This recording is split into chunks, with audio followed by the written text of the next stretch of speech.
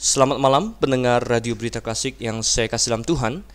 Dimanapun Anda berada pada malam hari ini, saya ucapkan salam damai sejahtera dalam nama Yesus Kristus.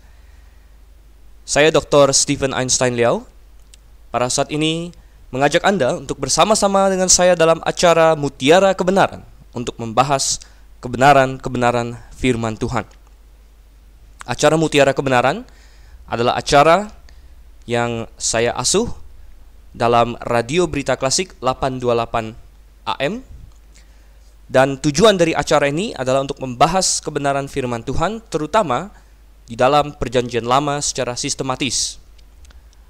Artinya, kita akan melakukan eksegesis. Jadi ini bukan topikal, kita bukan membahas per topik, tapi kita akan membahas per perikop firman Tuhan.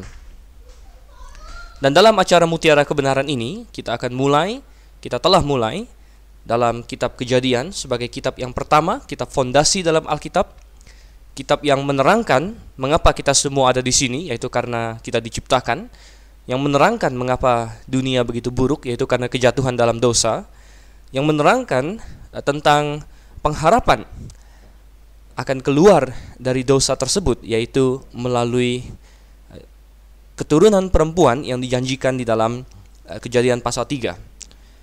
Jadi kita sudah mulai dalam kitab Kejadian. Kini kita akan memasuki kitab Keluaran.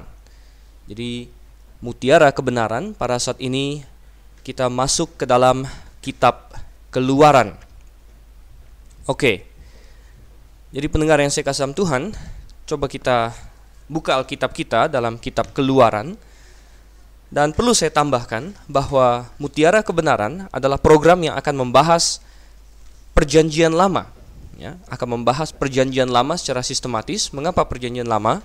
Karena Perjanjian Baru sudah dibahas secara sistematis oleh Dr. Suhento Liao di dalam acara Through the Bible, yang juga bisa Anda dengarkan dalam Radio Berita Klasik Jakarta 828 AM. Mari kita buka Alkitab kita dalam kitab Keluaran. Tetapi sebelum kita masuk ke dalam pembahasan kita, marilah kita berdoa terlebih dahulu. Mari kita berdoa. Bapa di surga, puji syukur dan hormat kepadamu saja ya Tuhan, karena kesempatan, kasih karunia, fasilitas yang kami miliki, bahkan firman-Mu yang tersimpan, terpelihara untuk kami dari generasi ke generasi. Kami mengucap syukur untuk semua itu, karena dengan itulah kami dapat merenungkan firman-Mu pada malam hari ini. Kami dapat belajar kebenaran firman-Mu yang sungguh melebihi emas dan perak, melebihi manisnya madu. Terima kasih Tuhan untuk kasih setia-Mu itu. Tuhan, pimpinlah kami. Bukankah akal budi dan pikiran kami ketika kami mempelajari kitab yang kedua, kitab Keluaran, yang adalah firman-Mu ini. Pimpin ya Tuhan, kami berdoa dalam nama Yesus Kristus saja. Amin. Baiklah, pendengar yang saya kasih dalam Tuhan, kita lihat sekarang bersama kitab Keluaran. Kitab Keluaran. Kitab Keluaran adalah kitab kedua di dalam Alkitab.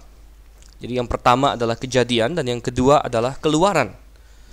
Jadi kitab Keluaran merupakan sambungan dari kitab Kejadian. Karena merupakan sambungan dari kitab Kejadian, maka kita melihat bahwa penulis kitab Keluaran adalah pribadi yang sama dengan penulis dari kitab Kejadian, yang tidak lain dan tidak bukan adalah Musa. Kita percaya bahwa Musa adalah penulis kitab Keluaran karena Alkitab memberitahu kepada kita Musa adalah penulisnya. Ada beberapa bukti. Pertama-tama di dalam kitab Keluaran itu sendiri kita melihat Musa banyak menulis.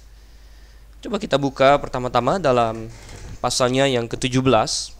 Keluaran pasalnya yang ke-17, ayatnya yang ke-14. Keluaran 17 ayatnya yang ke-14, di situ, kemudian berfirmanlah Tuhan kepada Musa, tuliskanlah semuanya ini dalam sebuah kitab sebagai tanda peringatan dan ingatkanlah ke telinga Yosua bahwa aku akan menghapuskan sama sekali ingatan kepada Amalek dari kolong langit. Perhatikan, Tuhan menyuruh Musa untuk menulis segala kejadian peperangan antara orang Israel melawan orang Amalek.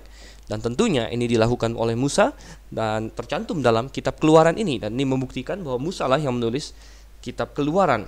Yang lainnya lagi kita buka di dalam pasalnya yang ke-34. Coba kita lihat Keluaran pasalnya yang ke-34, saudara. Keluaran pasal yang ke-34 ayatnya yang keempat. Dikatakan di situ, lalu Musa memahat 2 loh batu sama dengan yang mula-mula.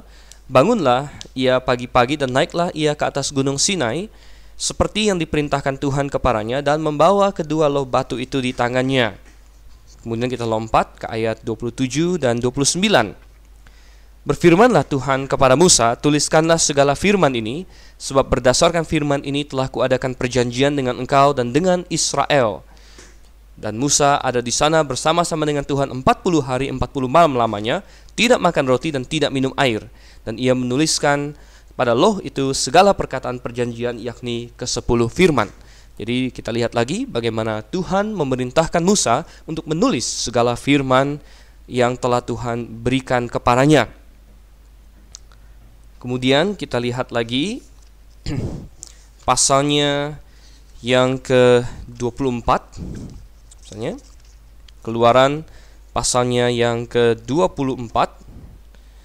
Dan kita lihat ayatnya yang keempat.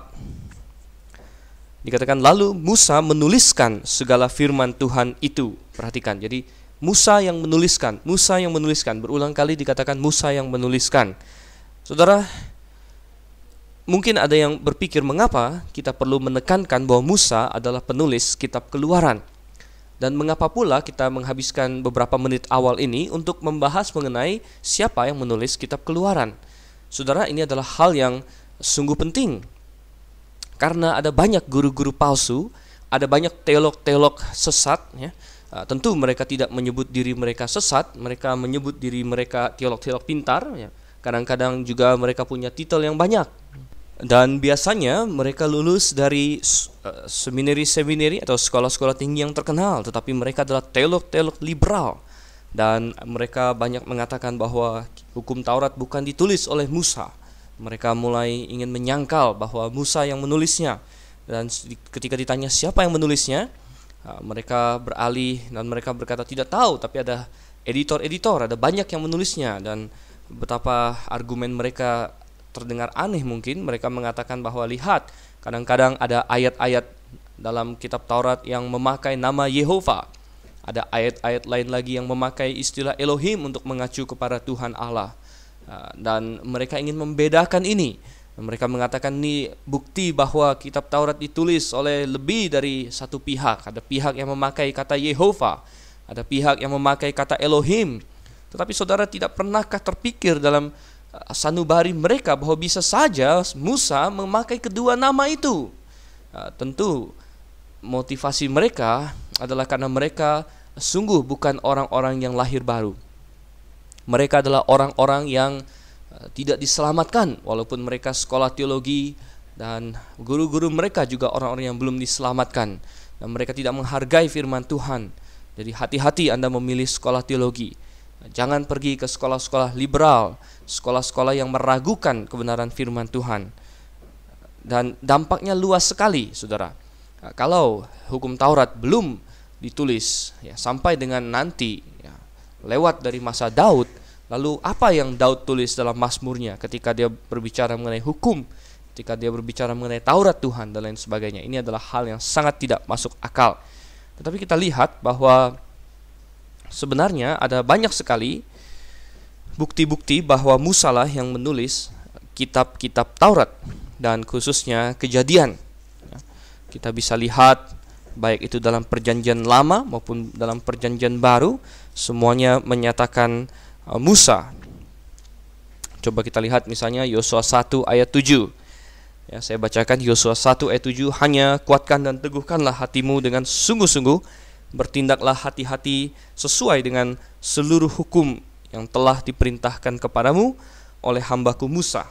Jadi Musa, kembali Musa yang disebut, dan saya bisa bikin banyak sekali. Kita ambil contoh lagi di dalam perjanjian baru sekarang.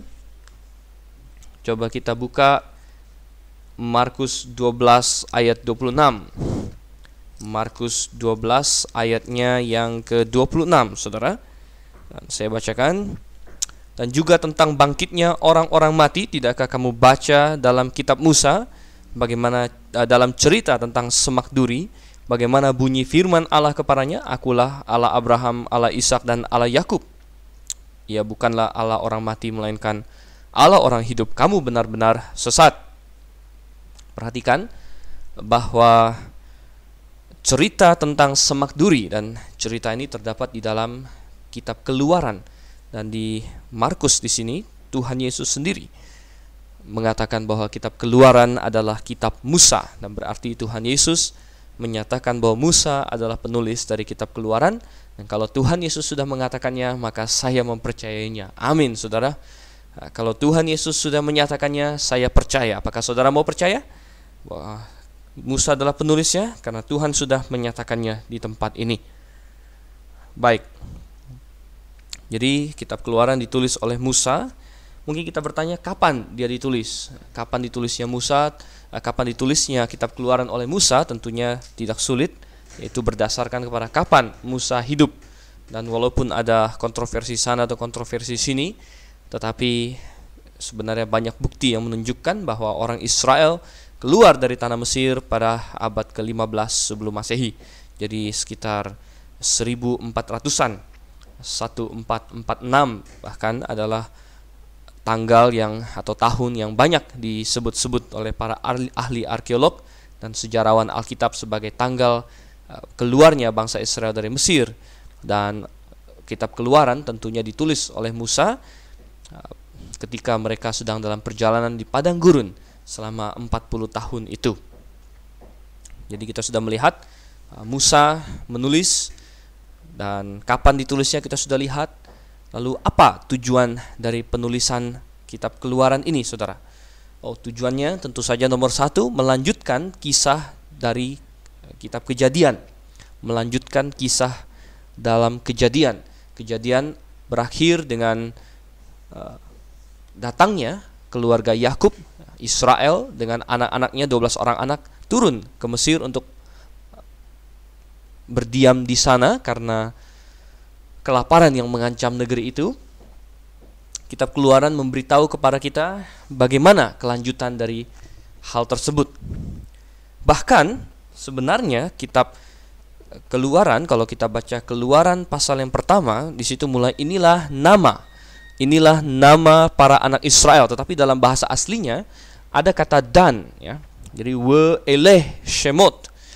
Dalam bahasa aslinya, bahasa Ibraninya we eleh shemot. Dan we di situ adalah artinya dan. Dan kitab Keluaran dimulai dengan kata dan. Artinya kitab Keluaran sungguh adalah perpanjangan atau bersambungnya kitab yang menyambungkan kitab Kejadian. Ketika Musa menulis kelima kitab ini, dia tidak pernah memaksudkan bahwa kelima kitab ini dibaca secara terpisah atau dipisah menjadi unit-unit sendiri. Tidak. Dia memaksudkan bahwa kelima kitab yang dia tulis ini adalah kitab-kitab yang berurutan, yang dibaca satu demi yang lain. Jadi dia tambahkan kata we, dan inilah nama anak-anak Israel. Dan kata dan itu menunjukkan dia adalah lanjutan dari kitab Kejadian. Selain itu tentunya kitab Keluaran juga terkenal sebagai kitab yang sungguh-sungguh menyatakan hukum Taurat Tuhan kepada orang Israel.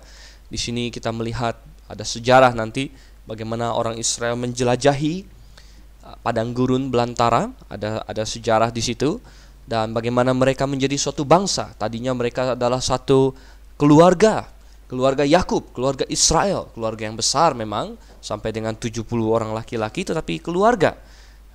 Tetapi ketika di kitab Keluaran kita melihat bagaimana dari keluarga mereka menjadi satu bangsa.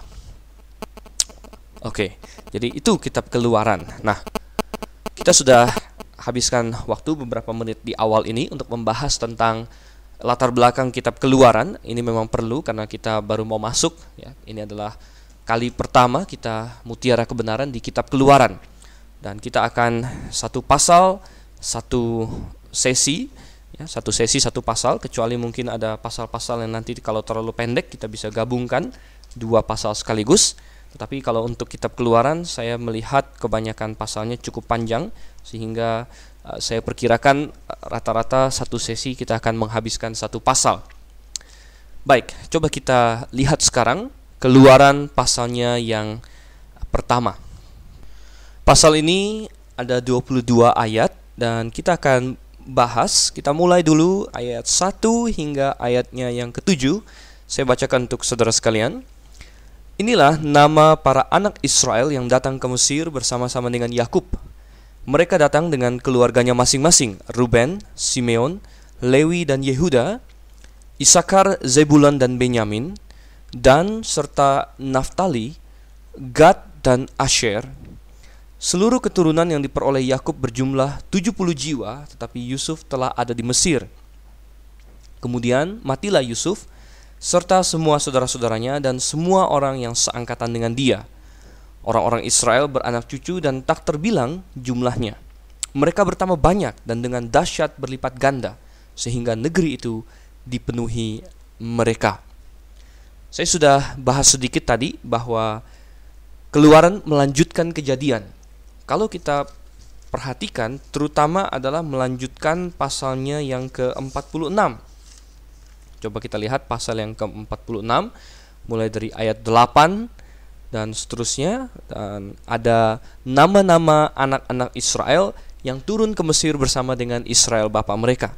Kemudian di ayat yang ke-27 dikatakan di situ, anak-anak Yusuf yang lahir baginya di Mesir ada 2 orang. Jadi keluarga Yakub yang tiba di Mesir seluruhnya berjumlah 70 jiwa. Kemudian ini dirangkumkan dalam Keluaran pasal 1 ayat 1. Inilah nama para anak Israel yang datang ke Mesir bersama-sama dengan Yakub. Dan nama anak-anaknya disebut satu persatu secara berurutan. Ruben, mulai dari yang lahirnya, tetapi tidak berurutan sepenuhnya karena Benyamin ada di tengah-tengah, tetapi 4 yang pertama ini berurutan. Ruben, Simeon, Lewi, dan Yehuda. Kemudian Isakar dan Zebulon. Kemudian ada Benyamin, katakannya. Kemudian ada Dan serta Naftali. Perhatikan bagaimana Lembaga Alkitab Indonesia berkata Dan serta Naftali. Dia tidak dikatakan Dan dan Naftali karena ada namanya saja sudah Dan begitu. Semuanya ada 70 jiwa katanya. Kita sudah pernah bahas ketika kita sedang dalam kitab Kejadian, kenapa ini sedikit berbeda dengan yang dikatakan oleh Stefanus dalam Kisah Rasul pasalnya yang ke-8. Bukan pasal yang ke-8, pasalnya yang ke-7. Kisah Rasul pasalnya yang ke-7.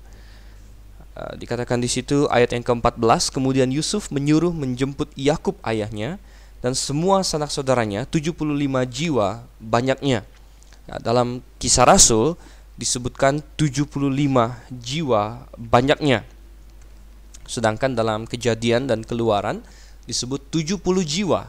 Tentu ada banyak cara penghitungan dan kita sudah pernah bahas di dalam pembahasan Kejadian bagaimana perhitungan 75 jiwa di dalam Kisah Para Rasul itu menambah 9 orang istri.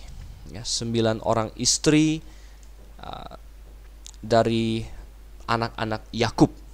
Jadi 70 dikurangi 4, yaitu dikurangi Yakub, dikurangi Yusuf, dan dikurangi kedua orang anaknya Yusuf. Karena 70 itu sudah tadinya menghitung Yusuf dan kedua anaknya. Tapi kalau dikurangi Yakub sendiri, dikurangi Yusuf, dikurangi kedua anak Yusuf, jadi 66, ditambah 9 orang istri atau menantu dari Yakub, jadi istri anak-anaknya, maka menjadi 75. Nah, saya tidak akan berpanjang lebar di situ lagi. Dan coba kita lihat ayatnya yang ke-6. Kemudian matilah Yusuf serta semua saudara-saudaranya dan semua orang yang seangkatan dengan dia. Jadi waktu berlalu dan kematian pun datang. Yusuf yang sedemikian hebat akhirnya mati juga, saudara. Dan ini mengajarkan kita satu hal, bahwa sehebat-hebatnya orang, dia akan mati. Generasi akan berlalu, Pengkhotbah berkata ada waktu untuk lahir, ada waktu untuk mati. Setiap manusia memiliki suatu appointment, suatu janji dengan maut, dan dia tidak tahu kapan maut itu akan datang menjemput dia. Oleh karena itu yang paling penting bagi seseorang adalah dia memastikan bahwa dia siap untuk mati. Karena ketika seseorang mati, dia tidak hilang begitu saja. Dia akan pergi ke salah satu dari dua tempat. Dia akan pergi ke surga atau dia akan pergi ke neraka. Orang yang pergi ke surga adalah orang yang tidak memiliki dosa. Dan orang yang memiliki dosa, Tuhan berkata dia akan mati untuk selama-lamanya di dalam neraka. Sudahkah Anda, pendengar radio berita kasih sekalian yang saya kasih dalam Tuhan, pasti atau yakin bahwa saat Anda mati, karena siapapun akan mati.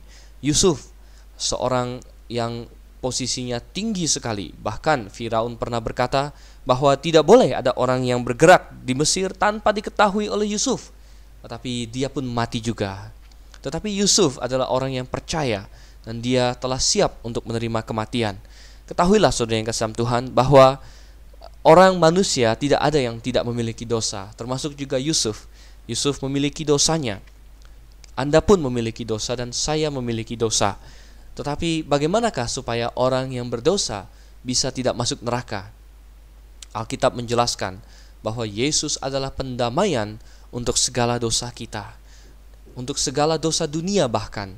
Dia datang, Allah menjelma menjadi manusia, dan dia tergantung tersalib di atas kayu salib, menanggung dosa seisi dunia. Dan pada saat dia tergantung di atas kayu salib menanggung dosa seisi dunia, itulah transaksi terjadi, saudara, bahwa kalau Anda percaya kepadanya, maka dosa Anda ditanggung olehnya. Tetapi ingat, Anda harus menerima dan percaya kepadanya. Dan ketika Anda percaya kepadanya, itulah maka dosa Anda ditanggung oleh Yesus Kristus, dan Anda tidak perlu lagi menanggungnya sendiri. Anda bertobat dan percaya kepadanya, Anda masuk surga. Saudara, siapkah akan hal itu? Jangan pikir bahwa Anda hebat saat ini. Sehebat-hebatnya orang, generasi akan berlalu. Yusuf mati dan serta semua saudara-saudaranya, orang-orang yang hebat, orang-orang yang kenamaan, bapak-bapak iman, leluhur kita. Tetapi saudara yang kasih Tuhan, mereka mati juga. Karena memang Alkitab berkata bagi manusia ditentukan satu kali untuk mati, dan selanjutnya untuk dihakimi. Siapkah Anda untuk penghakiman itu? Ayat yang ke-7 dikatakan orang-orang Israel beranak cucu dan tak terbilang jumlahnya. Mereka bertambah banyak dan dengan dahsyat berlipat ganda, sehingga negeri itu dipenuhi mereka. Tuhan pernah berjanji kepada Abraham bahwa keturunannya akan seperti bintang di langit banyaknya, akan seperti pasir di laut jumlahnya. Saudara, pada saat janji itu diberikan, hal itu tampak mustahil. Abraham adalah lelaki yang tua. Baru saat umur 75 tahun dia sampai ke tanah Kanaan.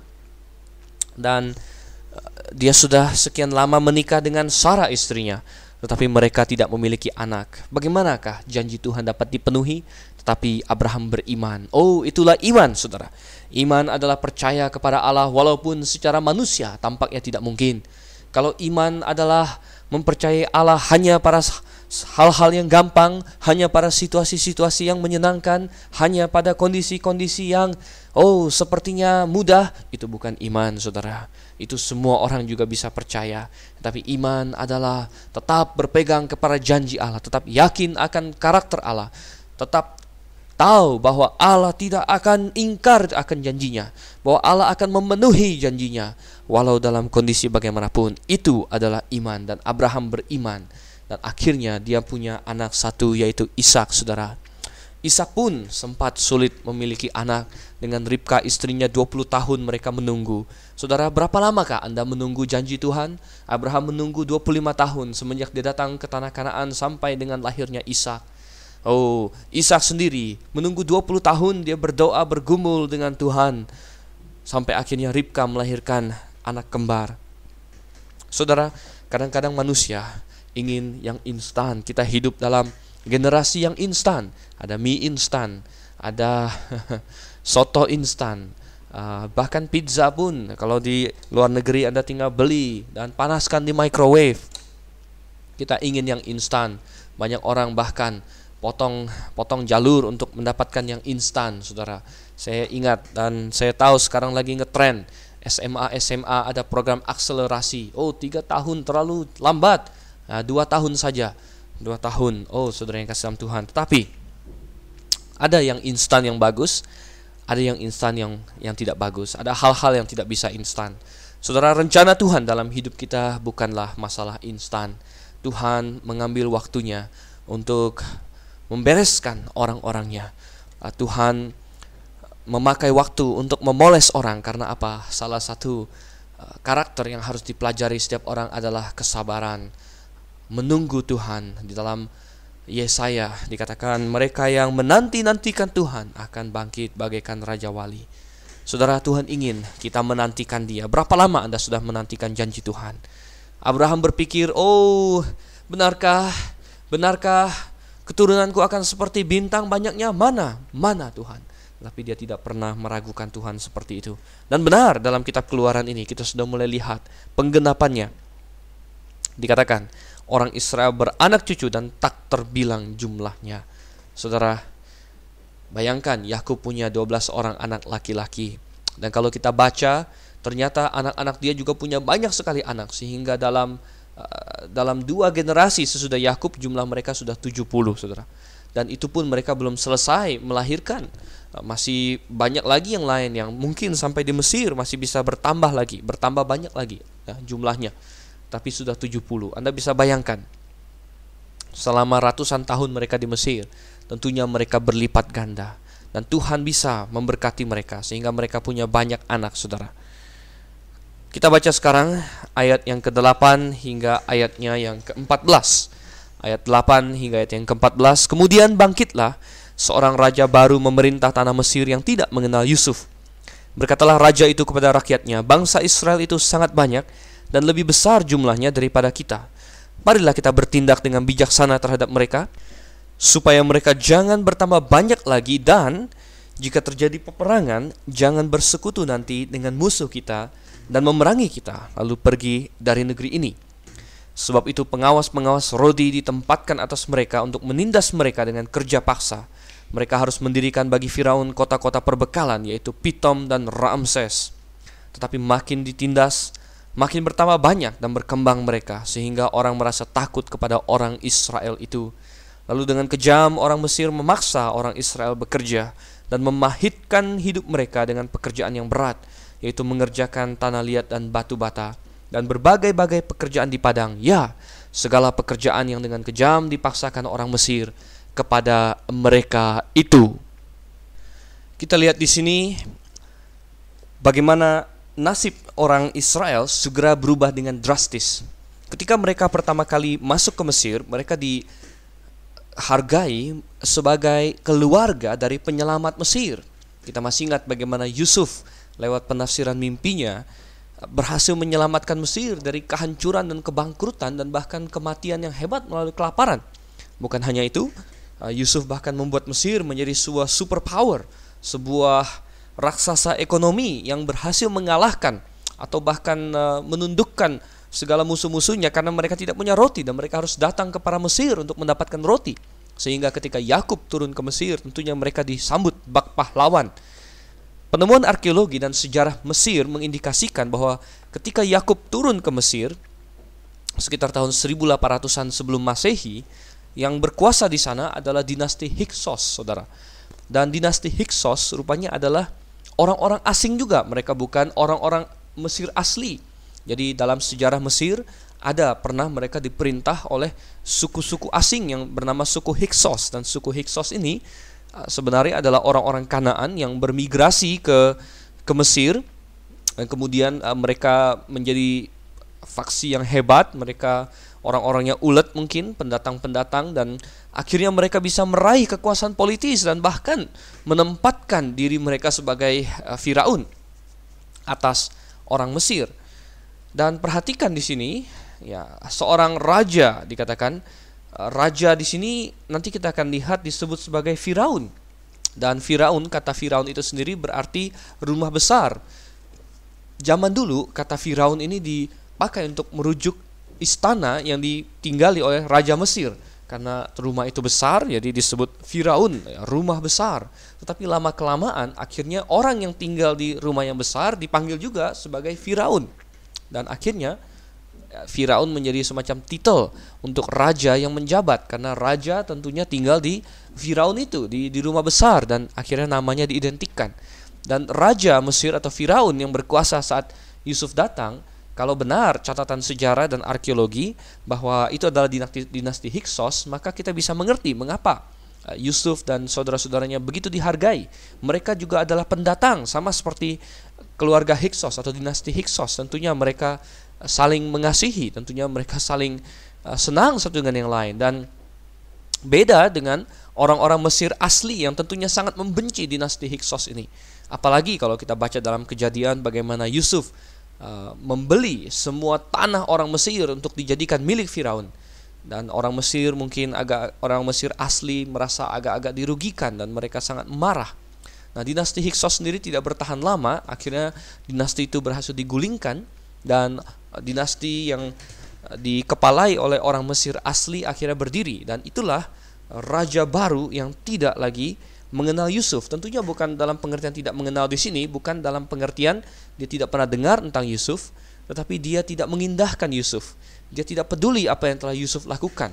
Dan teori bahwa Yusuf berkuasa zaman dinasti Hyksos masuk akal di sini. Dan ketika dinasti Hyksos dilempar keluar, berhasil dikudeta, dan yang menjabat adalah dinasti asli lagi dari Mesir, maka mereka tentunya tidak akan peduli dengan Yusuf dan saudara-saudaranya. Mereka tidak akan mengenang jasa-jasa Yusuf. Muncul seorang raja baru yang memerintah tanah Mesir. Muncul generasi Mesir yang baru. Saudara, ketika terjadi peralihan generasi, itu adalah saat-saat yang kritis. Dan ayat-ayat seperti Keluaran 1 ayat 8 seharusnya menjadi pemacu bagi orang Kristen untuk serius dalam pekerjaan sekolah minggu. Banyak gereja hari ini tidak begitu serius dalam penanganan sekolah minggu mereka.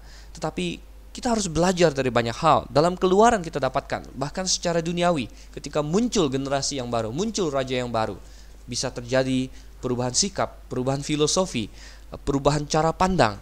Saudara, bagaimanakah anak-anak sekolah minggu kita, remaja pemuda kita, anak-anak kecil yang ada di gereja kita, yang suatu hari akan bangkit menggantikan kita? Akankah nanti dikatakan muncul seorang raja baru, muncul generasi baru yang tidak mengenal Tuhan? Kalau kita perhatikan kitab Hakim-Hakim, menarik sekali. Di situ dikatakan bahwa orang Israel menyembah kepada Tuhan yang benar sepanjang masa Yosua dan sepanjang masa hidupnya tua-tua yang hidup melebihi Yosua. Tetapi kemudian muncul generasi yang baru yang tidak mengenal Tuhan, katanya. Betapa itu adalah kalimat yang sungguh-sungguh membeberkan segala-galanya, yang memberitahu kepada kita bahwa telah terjadi kegagalan penyerahan tongkat estafet. Para tua-tua itu telah gagal untuk mendidik anak-anak mereka, sehingga ketika anak-anak itu menggantikan mereka, mereka tetap memiliki komitmen yang sama kepada Tuhan. Bagaimana dengan kita? Apakah kita ada memikirkan masa depan kekristenan melalui anak-anak kita? Adakah kita ingin menanamkan konsep mengasihi Tuhan ke dalam hati mereka? Adakah kita ingin agar mereka juga dapat mencoba untuk hidup bagi Tuhan? Adakah kita mencoba untuk membagikan Injil kepada mereka agar mereka diselamatkan? Sungguh ini adalah pelajaran bagaimana di Mesir raja baru muncul, terjadi perubahan. Dan seringkali ketika generasi muncul, terjadi perubahan yang semakin buruk dan semakin buruk. Benar, saudara, mulai dari ayat 9 kita lihat bagaimana raja baru ini bersekongkol. Mereka mulai berpikir, orang Israel banyak sekali. Dan mungkin mereka takut, orang Mesir takut, mereka telah mengalahkan dinasti Hyksos. Barangkali dinasti Hyksos masih mencoba untuk kudeta suatu hari atau menyerbu Mesir, dan mereka takut orang Israel akan membantu musuh-musuh mereka. Dan mungkin ini adalah suatu ketakutan yang cukup beralasan, tetapi akhirnya mereka mengambil keputusan yang salah. Seharusnya kalau mereka takut kepada bangsa Israel, mereka takut bangsa Israel akan memberati mereka atau melawan mereka, seharusnya mereka membiarkan bangsa Israel pergi. Seharusnya mereka mengantarkan orang Israel pulang ke negeri Kanaan. Maka beres semuanya, tetapi tidak, mereka menggunakan hikmat duniawi. Mereka berpikir keuntungan apa yang bisa kami dapat. Mereka tidak berpikir mengenai kebenaran, baik atau tidak baiknya, benar atau tidak benarnya. Tidak, mereka memikirkan keuntungan mereka. Dan banyak orang hari ini lebih banyak memikirkan keuntungan mereka daripada kebenaran firman Tuhan. Mereka lebih memikirkan apakah saya bisa mendapatkan untung kalau saya ke gereja A. Bukan kalau apakah saya mendapatkan kebenaran di sana. Tidak, bukan itu yang dipikirkan. Tetapi apakah saya bisa mendapat untung. Apakah ada can bisnis. Apakah ada koneksi di sana. Oh saudara, itu sungguh menyedihkan hati Tuhan. Dan Mesir mengambil tindakan yang salah. Mereka bukan membiarkan Israel pergi. Oh, Israel memang menjadi besar dan bisa saja, sah saja kalau orang Mesir mulai gerah. Ini ada bangsa yang besar, yang jumlahnya banyak, berbahaya, tapi seharusnya mereka membiarkan mereka pergi. Tapi tidak, bangsa Mesir mengambil suatu tindakan. Mereka menjadikan orang Israel sebagai budak, saudara. Mereka pikir, coba kita bikin mereka kerja keras, maka jumlah mereka akan berkurang. Tetapi saudara, betapa luar biasanya Tuhan telah berjanji akan menyertai mereka, dan semakin berat mereka ditindas, katanya semakin mereka bertambah, dan orang menjadi ngeri kepada mereka. Orang Israel dibiarkan, Tuhan biarkan ditindas oleh Mesir, dan orang Mesir seharusnya tahu bahwa menindas orang Israel adalah hal yang percuma. Mereka seharusnya ingat, tentu mereka tidak bisa ingat, tapi coba andai kata mereka ingat apa yang telah Tuhan firmankan kepada Abraham sekian ratus tahun yang lalu itu. Coba kita lihat di dalam Kejadian pasalnya yang ke-15, saudara. Kejadian pasalnya yang ke-15 ayatnya yang ke-13. 15 ayat 13 dalam Kejadian, firman Tuhan kepada Abram, ketahuilah dengan sesungguhnya bahwa keturunanmu akan menjadi orang asing dalam suatu negeri yang bukan kepunyaan mereka, dan bahwa mereka akan diperbudak dan dianiaya 400 tahun lamanya. Tetapi bangsa yang akan memperbudak mereka akan kuhukum, dan sesudah itu mereka akan keluar dengan membawa harta benda yang banyak. Saudara, Tuhan telah menubuatkan hal ini. Penderitaan orang Israel di Mesir adalah sesuatu yang telah Tuhan nubuatkan. Itu akan terjadi. Mereka akan menindas bangsa Israel. Tetapi saudara, ini adalah waktu yang tepat agar orang Israel belajar, agar mereka memiliki rasa persatuan di antara mereka. Kita masih ingat bagaimana anak-anak Israel, mereka saling iri satu dengan yang lain. Mereka kadang-kadang saling membenci. Bahkan kita ingat dulu mereka membenci Yusuf. Memang mereka telah bertobat dari kejahatan-kejahatan mereka, tetapi tentu barangkali masih ada persaingan yang ketat di antara mereka. Mungkin yang satu lebih mengutamakan, saya kan dari suku ini, yang lain, saya dari suku ini. Bagaimana Tuhan mau membentuk mereka agar mereka menjadi satu bangsa yang kompak, agar mereka menjadi kumpulan orang-orang yang sehati, yang bisa bekerja untuk Tuhan. Oh, tentu dengan tekanan dari luar. Ketika ada tekanan dari luar, maka saudara-saudara pun berbaikan. Ketika ada musuh bersama, maka dua orang pun bisa berbaikan. Saudara, demikianlah dengan adanya kesusahan itu, orang Israel merasa sehati, senasib, sepenanggungan, dan mereka, Tuhan sedang bentuk mereka untuk menjadi suatu bangsa yang besar. Dan benar saudara, mereka bertambah banyak. Orang ngeri kepada mereka. Dan akhirnya orang Mesir menyuruh mereka kerja paksa. Dikatakan mendirikan kota-kota perbekalan, yaitu Pitom dan Ramses. Sebagian orang berpikir bahwa ini adalah piramid. Tetapi ini bukan piramid, saudara. Piramid telah didirikan di Mesir jauh sebelum masa orang Israel turun ke Mesir. Ada kemungkinan piramid didirikan pada zaman-zaman tidak lama setelah air bah. Jadi itu sudah terjadi. Tetapi ada kota-kota perbekalan yang dibangun oleh orang Israel, Pitom dan Ramses. Saudara, penemuan arkeologi telah membuktikan bahwa sungguh kota-kota ini eksis. Kota Pitom sendiri, dalam berbagai catatan artifak-artifak ada Mesir, ada ditemukan inskripsi tentang suatu tempat yang disebut Pitum. Saudara, Pitum ini tentu mirip sekali dengan Pitom, dan Pitum ini artinya adalah rumah dari dewa Tum. Dan menurut penggalian arkeologi, kota Pitom ini kemungkinan adalah sekarang suatu gundukan yang diberi nama Tel Er Retabeh. Tel Er Retabeh, saudara. Dan ditemukannya tempat itu, dan digali-gali mereka menemukan ada banyak batu bata, saudara. Dan batu bata itu bahkan sebagiannya tidak ada unsur jerami di dalamnya. Dan ini adalah hal yang cukup membuat kita merasa benar bahwa apa yang dikatakan Alkitab benar, bahwa orang Israel pada zaman itu banyak membuat batu bata, dan bahkan dalam kesusahan mereka, nanti kita akan lihat pasal-pasal selanjutnya, kadang-kadang mereka disuruh membuat batu bata tanpa jerami, dan memang ada ditemukan berbagai batu bata tanpa jerami di daerah itu, dan ini merupakan penemuan-penemuan yang sungguh luar biasa. Sedangkan kota Ramses sendiri memang masih dicari, tetapi kemungkinan akhirnya ditemukan di dekat Khantir, saudara. Ada suatu tempat yang disebut Khantir atau Tanis, ya. Tanis, jadi ada dua kemungkinan di mana letaknya kota Ramses ini. Tetapi yang jelas kita percaya firman Tuhan bahwa mereka memang mendirikan kota-kota tersebut, dan kita melihat bagaimana orang Israel dibuat sangat menderita oleh orang Mesir, tetapi mereka tetap bangkit. Saudara, ketika Anda sedang menderita, ingatlah bahwa Tuhan bukan lupa, Tuhan bukan tidak tahu. Kadang-kadang dan seringkali memang ada rencana Tuhan Anda dalam penderitaan itu. Mungkin itu adalah kesalahan Anda sendiri, dan Anda perlu belajar bahwa ada konsekuensi di dalam dosa. Kadang-kadang juga itu adalah rencana Allah untuk mendatangkan kebaikan bagi kita. Nah, coba kita lihat sekarang ayatnya yang ke-10 hingga ayatnya yang ayat yang ke-15 hingga ayat yang ke-22. Saudara, saya bacakan. Raja Mesir juga memerintahkan kepada bidan-bidan yang menolong perempuan Ibrani, seorang bernama Sifra dan yang lain bernama Pua. Katanya, apabila kamu menolong perempuan Ibrani pada waktu bersalin, kamu harus memperhatikan waktu anak itu lahir. Jika anak laki-laki, kamu harus membunuhnya, tetapi jika anak perempuan, bolehlah ia hidup.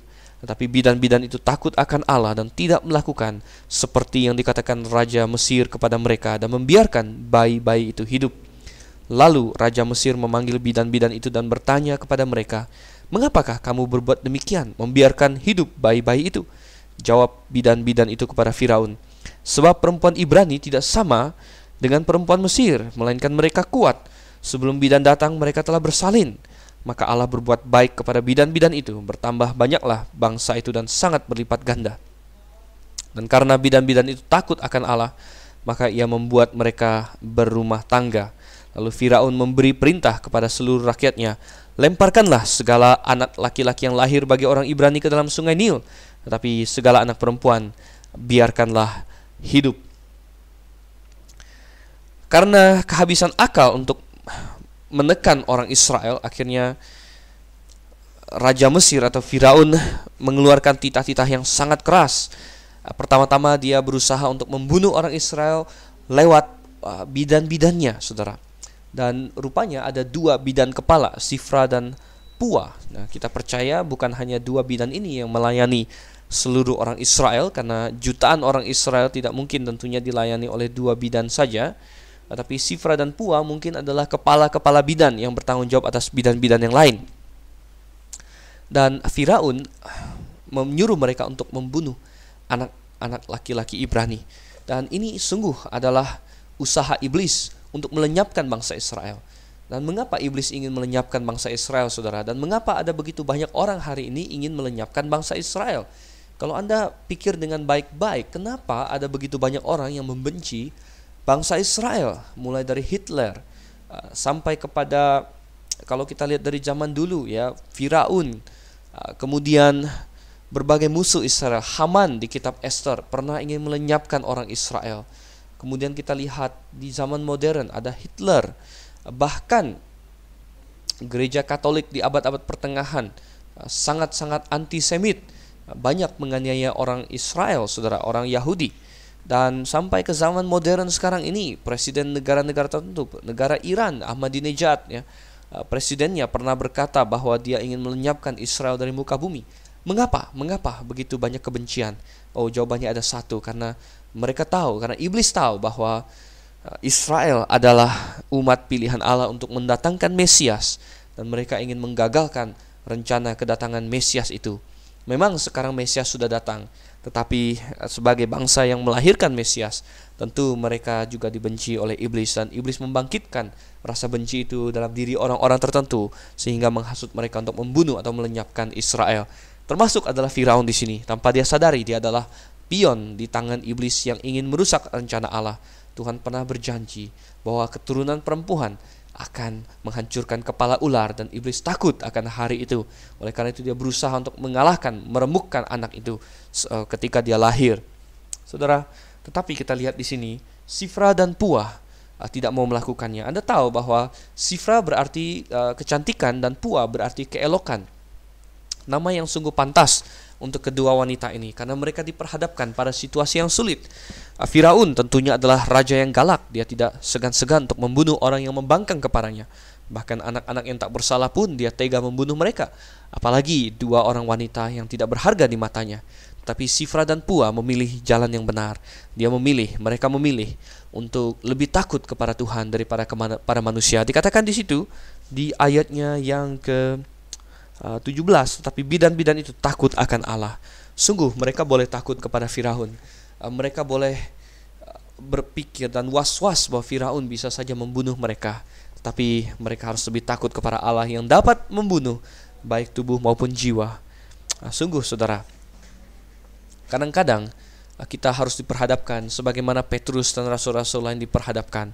Ada perintah, baik itu dari pemerintah, baik itu dari orang-orang, baik itu dari masyarakat, yang memerintahkan kita untuk melanggar firman Tuhan. Pada saat itulah kita harus seperti Rasul Petrus berkata, lebih baik taat kepada Allah daripada taat kepada manusia. Dan itulah yang dilakukan oleh Sifra dan Puah, saudara. Mereka membuat alasan ketika mereka ditanyai oleh Firaun, mengapa kalian tidak melakukan perintah? Oh, Tuhan berikan hikmat kepada mereka. Dan mereka menjawab, oh wanita Ibrani kuat-kuat dan kami belum sampai, anaknya sudah lahir. Tidak seperti orang Mesir. Saya yakin bahwa ini adalah pernyataan yang ada benarnya juga. Tetapi bagaimanapun juga, Sifra dan Puah memang sudah bertekad untuk tidak melaksanakan pembunuhan. Dan mungkin sebagian besar orang Ibrani memang kuat seperti itu. Tetapi bahkan mereka yang mendapat pertolongan bidan pun tidak dibunuh. Dan saudara, Tuhan melihat hal-hal seperti itu dan Tuhan senang akan hal-hal seperti itu, dan Tuhan tidak akan membiarkan hal seperti itu tidak terbalaskan. Oleh karena itu Tuhan menghadiahi, Tuhan menolong orang-orang ini. Dan kedua bidan ini dikatakan di dalam ayatnya yang ke-21, Allah membuat mereka berumah tangga. Allah membuat mereka berumah tangga, saudara. Barangkali kedua wanita ini selama ini mendapatkan kesulitan untuk berumah tangga. Mungkin karena berbagai hal, mungkin karena posisi mereka yang sangat sibuk, mungkin karena mereka secara fisik ya tidak terlalu cantik walaupun nama mereka adalah kecantikan dan keelokan. Atau mungkin dan lebih mungkin adalah bahwa mungkin mereka telah mengenal sedikit tentang Allah yang benar, Allah orang Ibrani yang akhirnya mereka takut itu. Dan mereka punya keinginan untuk menikah dengan orang-orang yang lahir baru, yang memiliki iman yang sama. Tetapi bagaimana mereka orang Mesir? Tidak ada orang Ibrani yang tentunya akan berani atau yang ingin menikahi mereka. Sedangkan orang-orang Mesir adalah penyembah-penyembah berhala yang sujud kepada beribu-ribu dewa-dewi. Tetapi dengan tindakan mereka ini tentunya orang Israel sadar betapa baiknya kedua orang bidan ini terhadap mereka. Dan mungkin akhirnya ada orang-orang Ibrani, orang-orang beriman yang menikah dengan mereka. Sehingga dikatakan di sini bahwa Tuhan membuat mereka berumah tangga. Saudara, mungkin ada di antara kalian, ada di antara pendengar sekalian yang masih muda yang memikirkan tentang hal ini. Di manakah akan datang orang yang tepat untuk saya? Kalau Anda punya komitmen yang benar di hadapan Tuhan, maka saya katakan itu adalah hal yang pantas untuk ditunggu. Jangan seenaknya menikah dengan siapa saja. Oh, baik orang agama apapun, ya terserahlah. Apalagi kalau sudah umur 30, 40, wah, kalau dulu lihat-lihat dulu, sekarang siapa saja boleh. Tapi saudara jangan, ya.